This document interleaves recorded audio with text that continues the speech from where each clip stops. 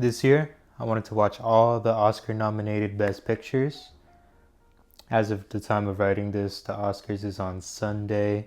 I've seen 5 out of the 10 movies, so that means I have a little less than a week to watch 5 movies. It's the first time I've paid attention to award season.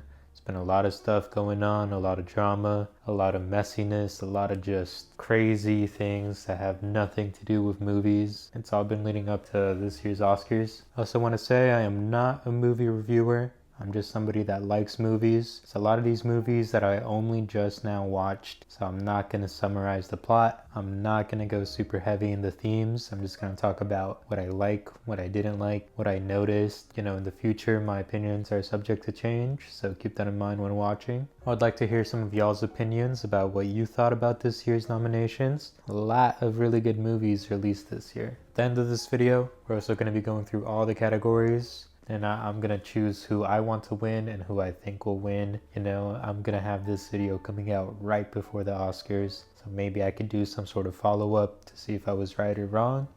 So let's get to it. The first movie we're talking about is F1. F1 is a real curveball. I don't think anyone expected for this to be on the Best Picture nominees. And there's probably a lot of other movies that deserved to be in its place. That being said, I really like F1. So I was able to watch F1 in theaters, which was a really good experience. It probably improved my viewing experience. Let's talk about the good. Brad Pitt. I think he was pretty good in this role. I don't think the character was anything crazy. His performance didn't blow me out the water, but I think it was pretty perfect for what the role was calling for. I found Brad Pitt pretty charming in this role. Damson Idris is also in this. He's giving a really good performance. I think he's given a better performance than Pitt. I think I relate to his character just a little bit more. He did a really good job as well. The thing with F1 is that it's just really fun. It's a simple story. Down to the ending, it's predictable, but it's fun. It's really fun to watch these cars go fast. It's fun to see Brad Pitt be a smartass. It's fun to watch this movie. I've seen F1 be called a dad movie, which, if I'm being honest, I don't really like dad movies much. There's a lot of slop on Netflix that can be considered a dad movie. But F1, if it is a dad movie, if my dad was watching this and I just happened to come into the room, I'd sit the whole way through. Not that all dad movies are bad, it's just that F1 knows what it is. It's trying to entertain you, just really fun scenes of just driving. It's a really fun movie. A lot of people have been hating on F1, but gotta be honest, I just really enjoyed my time watching it. The energy is infectious. I think Idris and Pitt have amazing chemistry throughout, and the racing scenes really are entertaining. It's eye candy, but it's sweet. It makes you just kind of invested into what's going on. To me, I actually think the shots were pretty dynamic, and I like the editing throughout F1. Even though I really enjoyed F1, there are a couple things that I didn't love. I think Kerry Condon's character just didn't do it for me. The whole love story just felt a little tacked on. If they cut it, I think it would have made the movie shorter, which it actually would have benefited from.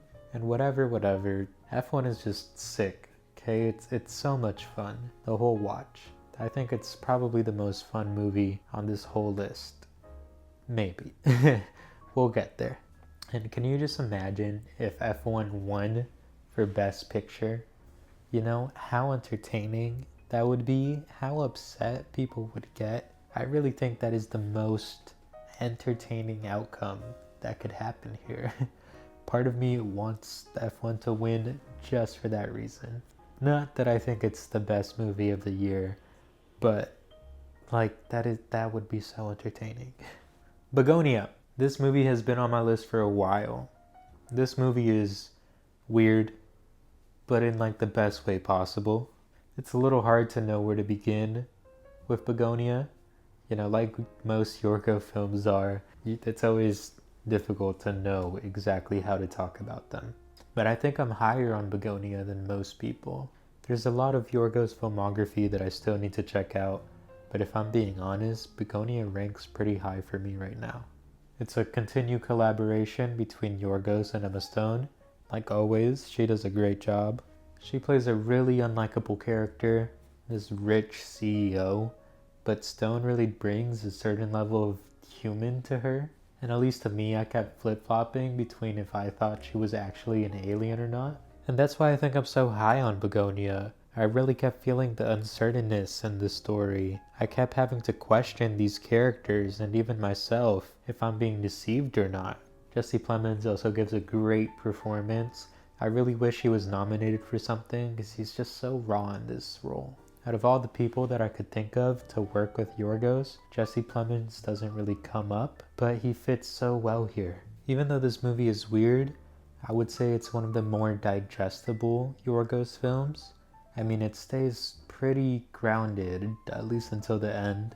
It's also super funny. Yorgos has just mastered the dry and dark humor. Like, I really like the Jennifer Aniston masks. I really like Stavros' role here. I really like that Jesse Plemons poisons his mom. Like, that is really funny to me. Like, the closet scene had me dead. It's so dark, but it's so funny. And even the ending worked for me. I really liked the twist, actually. Seeing how things would be if humans were just eradicated was actually kind of touching. The more I think about this movie, the more I like it. Honestly, if this one were to win Best Picture, I wouldn't even be upset. Is that controversial? I don't know. It wouldn't be my personal choice, but Begonia was great. Next, Marty Supreme. Marty Supreme is slowly starting to become a villain this year.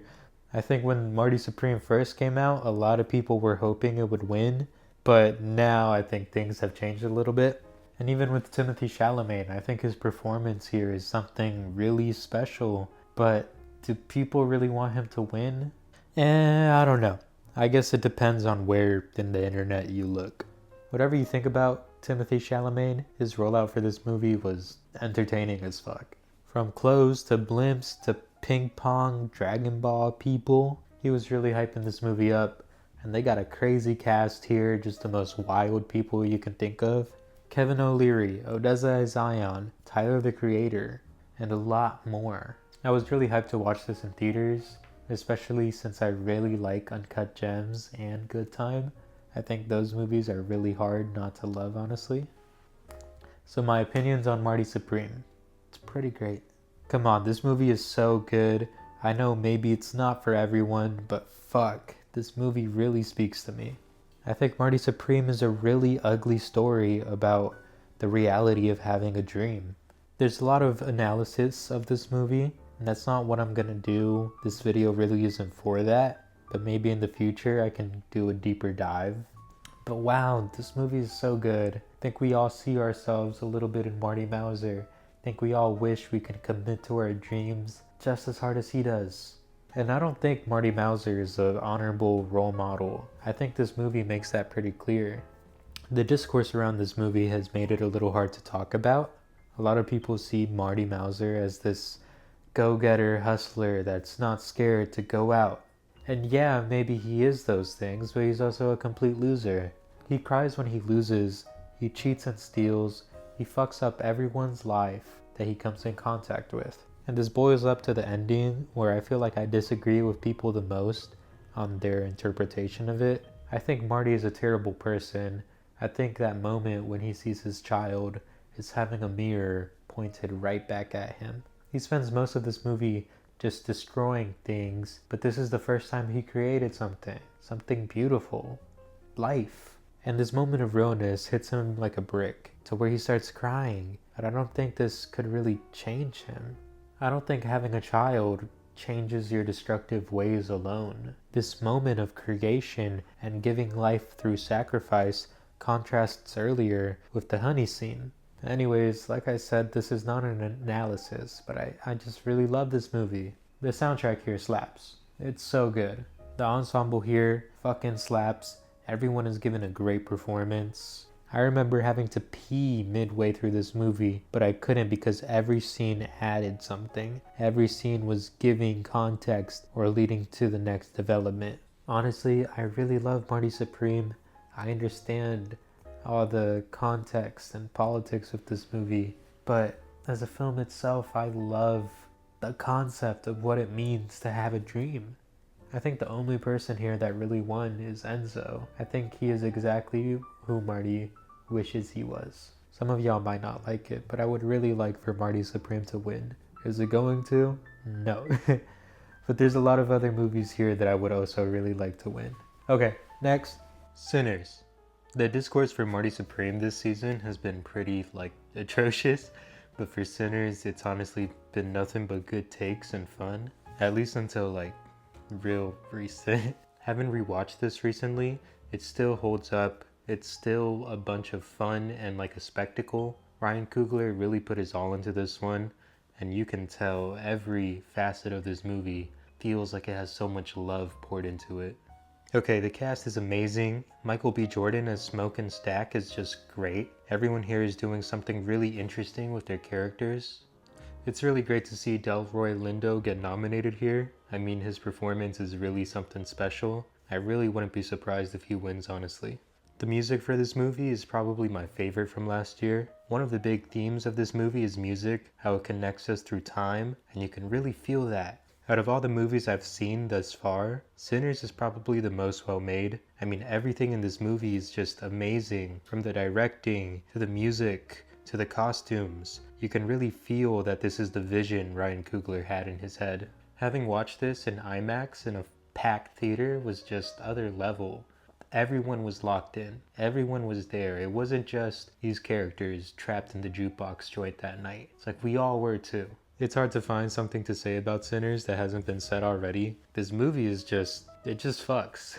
I'm excited to see the future of Ryan Coogler. I mean, he's one of the most promising directors working right now. I would honestly be really happy if Sinners won, and there's a really good chance I could take it home. Next is Train Dreams. So from here on out, I watched these 5 movies within a week span of each other, all within a week and a half. So a lot of my opinions could change over time. They're still pretty raw thoughts, but we're still going to talk about them. Yeah, I didn't really know what to think when I was first going into Train Dreams. This isn't really a movie I would watch if it didn't get nominated. But sitting through and watching it, man, this movie really did make me feel so real. The runtime is a little less than 2 hours. The first half is a little bit of a slow burn. I was watching it not really knowing where it was leading to.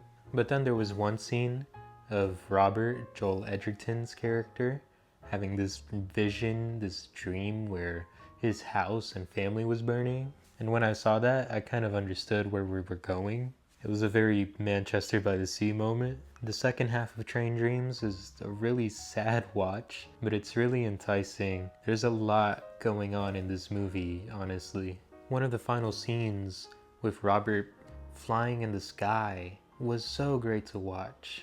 It's honestly kind of hard to describe how this movie made me feel. Okay, the visuals in Train Dreams is just amazing. Every shot of this movie looks so good. It might be the best part of the movie. It might have the best cinematography out of any nominations this year, honestly. And I also really loved William H. Macy's performance. His character might be my favorite from the whole movie. And Felicity Jones' character was great too. I think she really made you want to learn more about the character, which makes sense because Robert spends the whole movie yearning for her. When watching, I kind of thought that this movie is really about cycles and how we keep ourselves in the same place. Robert has this intense dread throughout the whole movie. Everyone's trying to make sense of their place in the world. Kind of thought the movie was trying to say that we keep ourselves stuck when we think this way with no change. Around the beginning of the movie, there's this one scene where this guy comes and he shoots someone dead, and he explains that he did it because the guy killed his brother for being black. After he killed him, he asked anyone if they had a problem with it, for them to settle it right there, because he didn't want to look over his shoulder the rest of his life. This is only one instance of radical change in the movie. The cycle of violence was ended after he confronted the problem to a halt. It was going to be settled right there and then. The radical change being the killing, and having settled it right there and then stopped the cycle. But for most of us, we can't bring upon radical change without thinking of everything that could go wrong. And that's why that's why this movie is so relatable. There's a lot more in this movie that I could talk about, but maybe I could save it for another time. I did want to talk about one specific scene that I loved. It was when Arn, William H. Macy's character, was having a conversation about cutting down the trees and how it was exhausting their souls. And in that moment, I realized that this movie was really trying to say something. It has a real message hidden in its story. And honestly, I really think this movie deserved a spot on this year's nominations. Train Dreams was great. I don't think it's gonna win Best Picture, but I'm really happy that I watched this movie. I really am. Next, One Battle After Another. I missed this movie when it came out in theaters, and I deeply regret this. This movie would have been really great to see in theaters. I think people have kind of talked about how the marketing was really bad, but honestly, I don't know how you market a movie like this. Okay, let's just get into it. One Battle is amazing.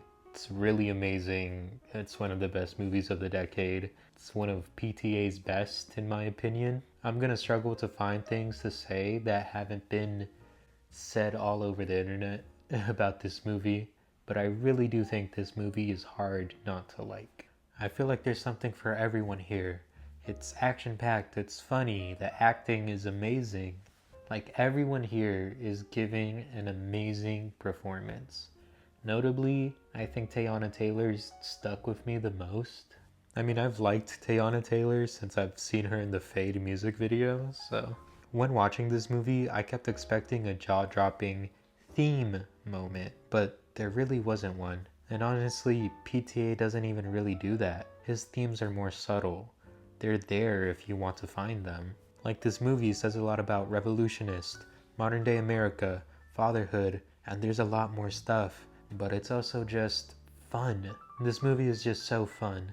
It's a wild ride the whole time, and the writing is just infectious. The runtime goes by so fast, and I think it's at large part due to the score, which is amazing.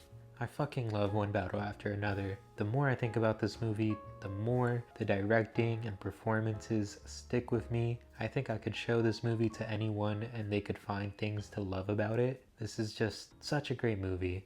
This movie makes me smile. It's such a standout on this whole list. Okay, Sentimental Value. I kept hearing a lot of really good things about Sentimental Value, and now I've had a good couple days to sit with it. First, the good. Sentimental Value looks amazing. I think it's so tender and warm, and the colors seem so intentional. The story is simple, but that's okay because it's definitely more character driven. Nora is one of my favorite characters from this whole list. She's so relatable, and she's beautifully played by, I'm gonna butcher her name, Renate Renis.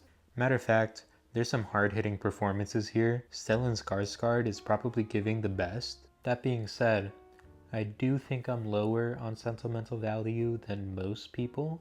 It really wasn't until after the 30-minute mark that I started to understand where we were going.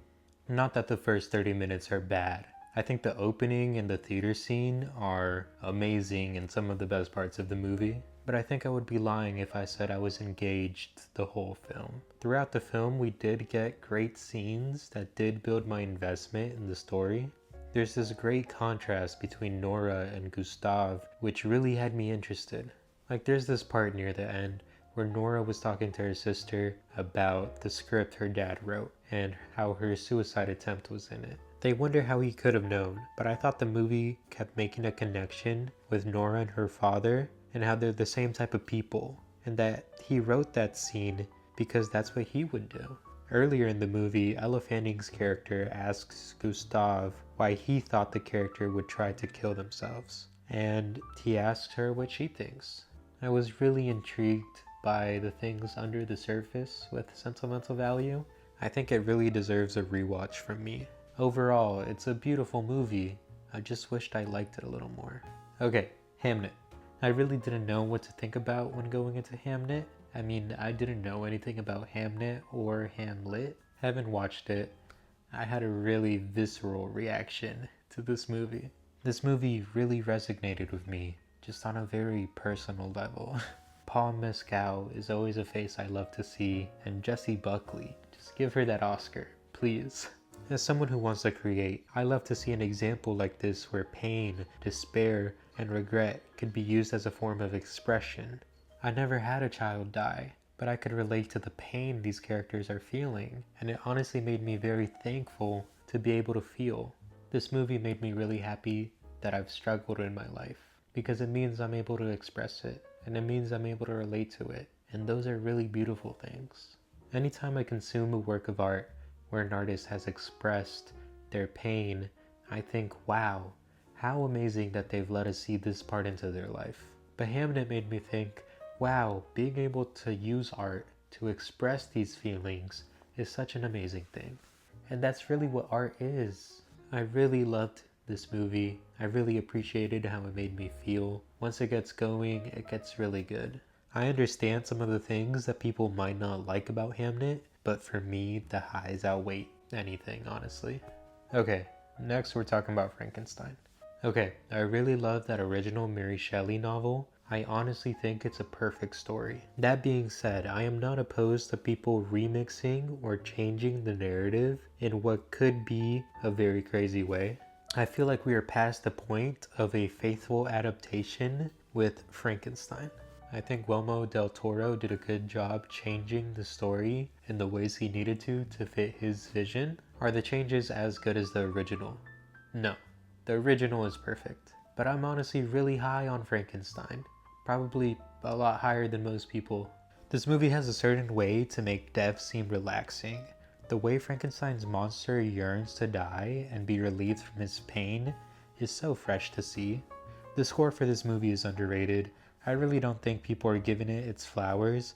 I kept thinking whenever it would come on, just wow, this elevates the scene so much for me. Jacob Elordi is so amazing in this. I was kind of cautious when he got casted, but his stature is so perfect as the monster. I also really liked Oscar Isaac and Mia Goth. I don't think they're getting enough credit for their portrayals. This movie really doesn't do much to challenge the idea of who's the real monster in the story. I've always hated this discussion. I feel like 98% of people say that the monster is the victim, and when people say that Victor is, it always feels a little performative. And, in the novel, it's way more nuanced.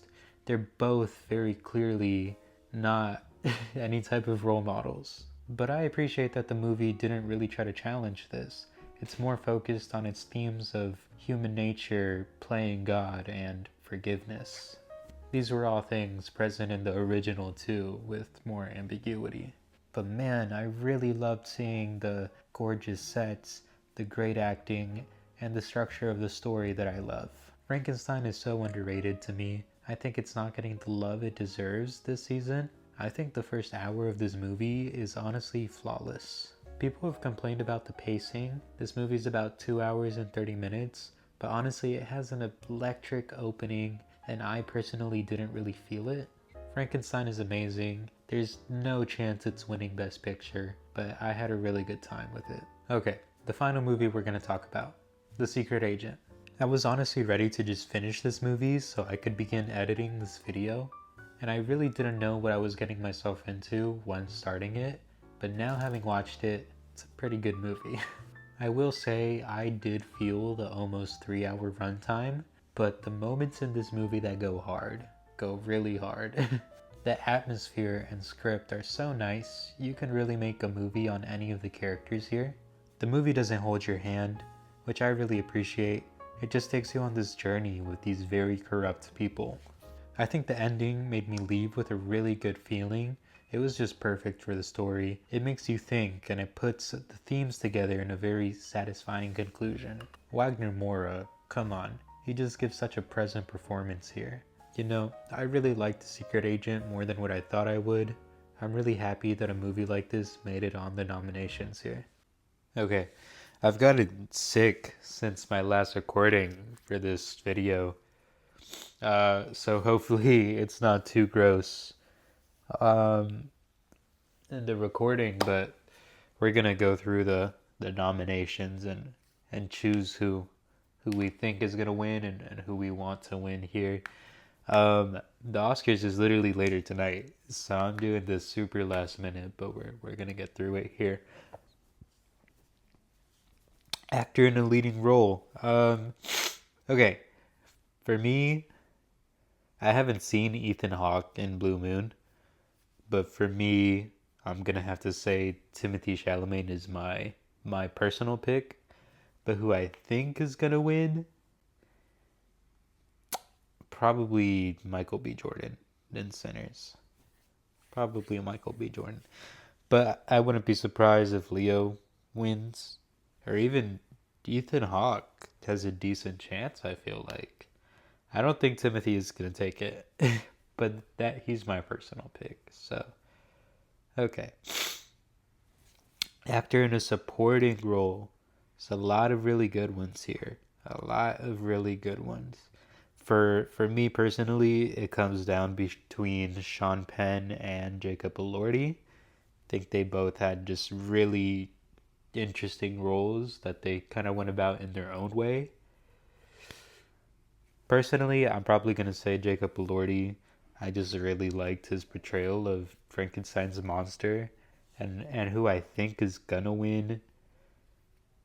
I don't know, actually. I would say it's between Delroy Lindo and Stellan Skarsgård. This one is kind of hard to predict. Yeah, I'm going to lock it in and say Delroy Lindo. That's my prediction.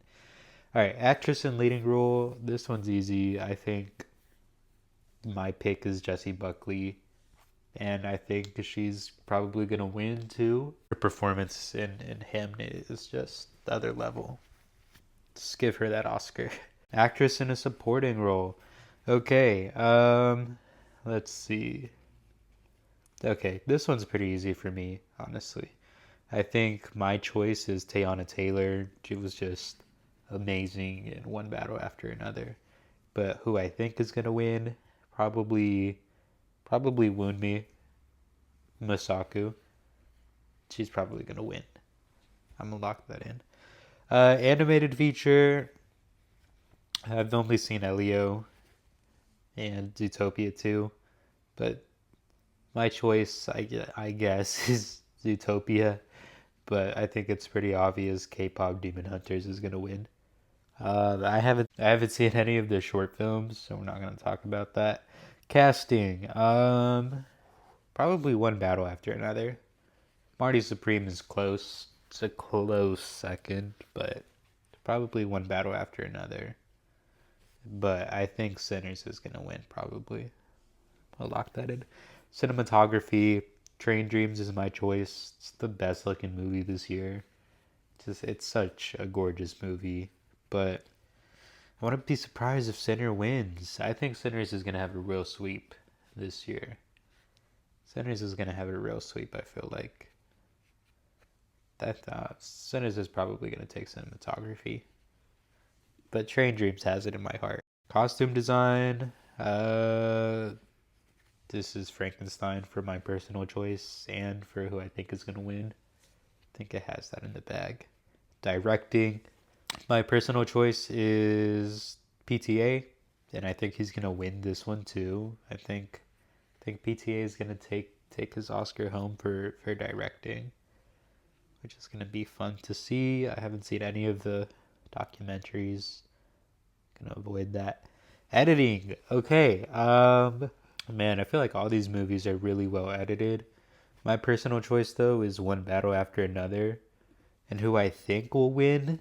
Does it sound crazy to say that I think F1 might win? Is that insane to say? But I think One Battle is my personal choice, and I honestly think it's gonna win. Like, the editing in One Battle just sticks with you. The only movie I've seen here is The Secret Agent, so that's what we're gonna go with. Oh, and Sentimental Value. I mean, I don't know. Guess just The Secret Agent will be my choice.